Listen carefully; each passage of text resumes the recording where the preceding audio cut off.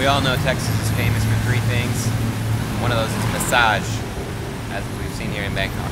This week we'll be flashing back to our time in Thailand with my old friend and street food aficionado, Christian Zadak, to do what else? Eat it on the street. A lot like a hot dog.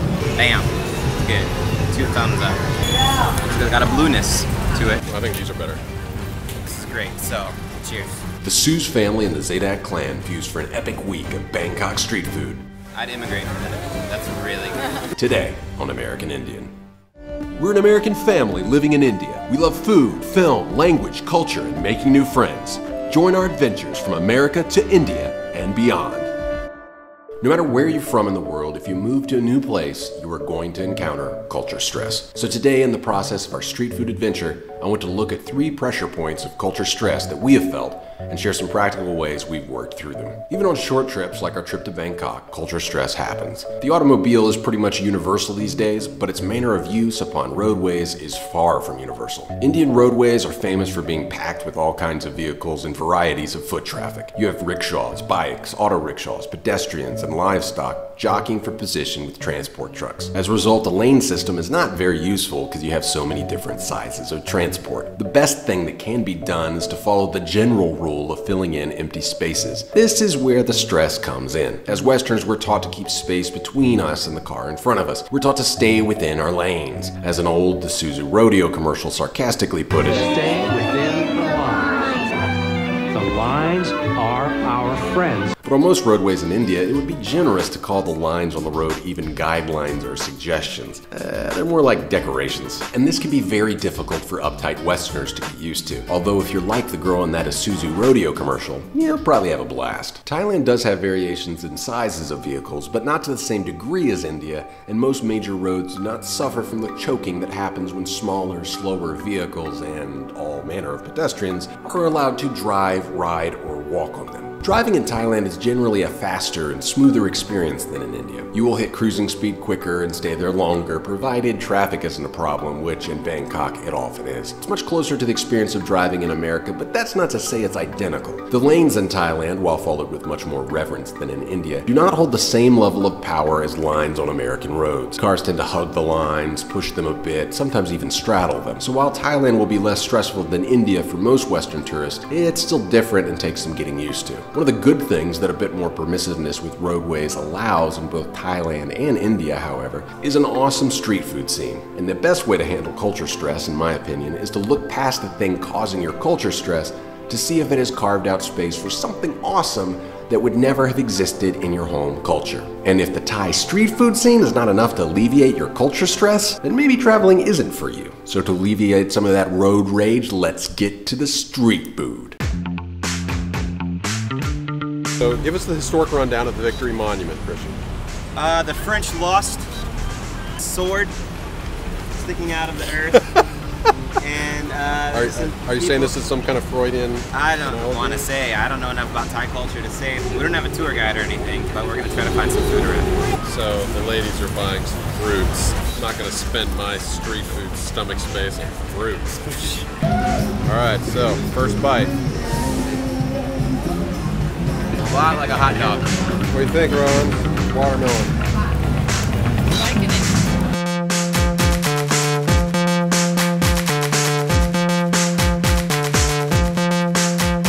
Black tofu. Big boost of black tofu. I think I'm just gonna try the tofu by itself. How you feeling about that? Oh, no. Got caught in my throat. I'm appreciating this Thai stein. It's ice, Thai tea, which is really strong and sweet, and then sweetened condensed milk, which is really thick and sweet. Bam. Good. 2 thumbs up. Have a sip. It's yummy. It's my brave girl. You don't like it? Gonna try again? A little shout out needs to be given to this guy, Mark Weens. Never met him, but he has one of the best travel blogs for Thailand and other locations in South and East Asia, and one of his big areas of expertise is street food. Most of the spots we visited in Bangkok were his suggestions, in fact, from a nice blog post complete with linked maps. That post, his website, and YouTube channel are linked in the description. Check him out. How's your smoothie? What'd you get? I just got mango. Yum. pretty Smoothie good. is my favorite thing about Thailand. How many baht? 20 baht. 20 baht. I have to admit, that smoothie, that mango smoothie Melissa got, that is high quality right there. That's one of the best smoothies I've had in a really long time. Like, a lot of times smoothies to me, like there's all the health food focus these days. Like, it's not sweet enough for me, you know? I gotta have sweet in my smoothie. That's a sweet smoothie right there. Do they put sugar in it? Or? And MSG. They put sugar and MSG in it. Sure, like, I had my wallet, and then I was like, but in my wallet, 5 baht mengi.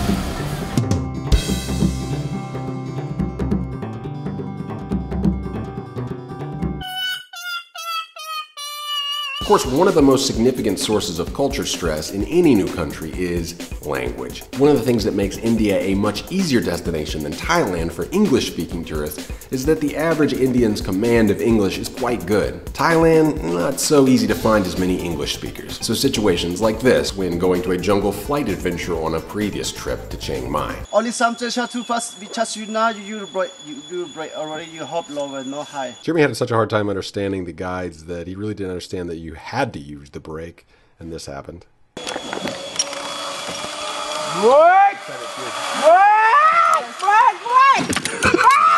And this is your brake, and I will use it next time they say brake. So almost dying or killing someone else as a result of language can be kind of stressful. There's an ugly secret most Western expats feel bad admitting, but the truth is that one of the best havens from linguistic stress, and thus one of the easiest crutches to avoid having to face a new language, is the mall. You may never even go to malls back home, but rest assured, you'll find yourself at the mall when you're overseas. It's almost like an involuntary movement. There's AC, there's often English, there's high fructose corn syrup, there's every guilty pleasure you can imagine. The Siam Paragon in Bangkok is as nice a mall as I've seen in years. There are fountains, there's Louis Vuitton, this nice little river walk looking deal complete with self-playing piano performing Tuileries from Mussorgsky's pictures at an exhibition. I'm a violinist, y'all. I know my Russian romantic composers. Thank you very much. That is the 99% gold Christmas tree.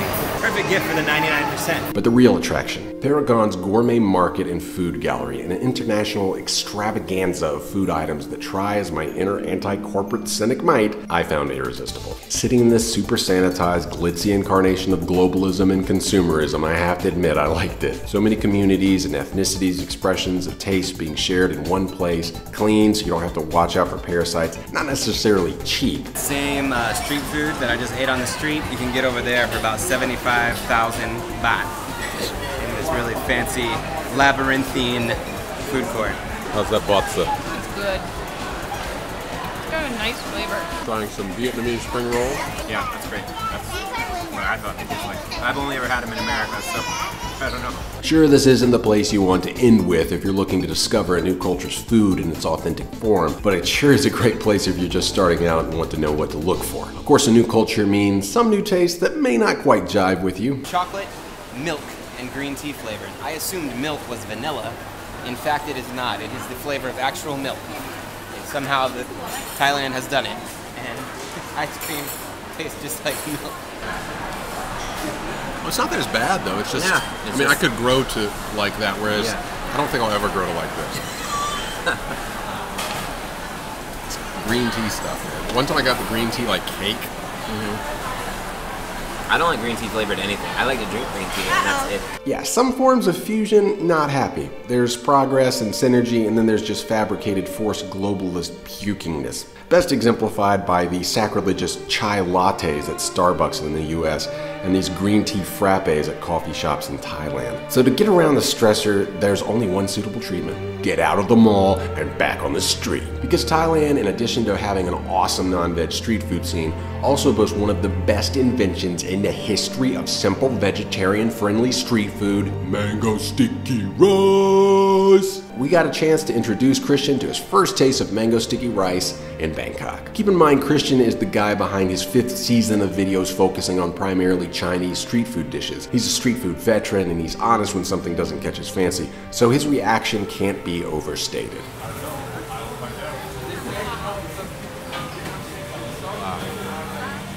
The rice is warm, they don't play it. sweetest mango. I'd immigrate for that. That's really good. I don't even understand.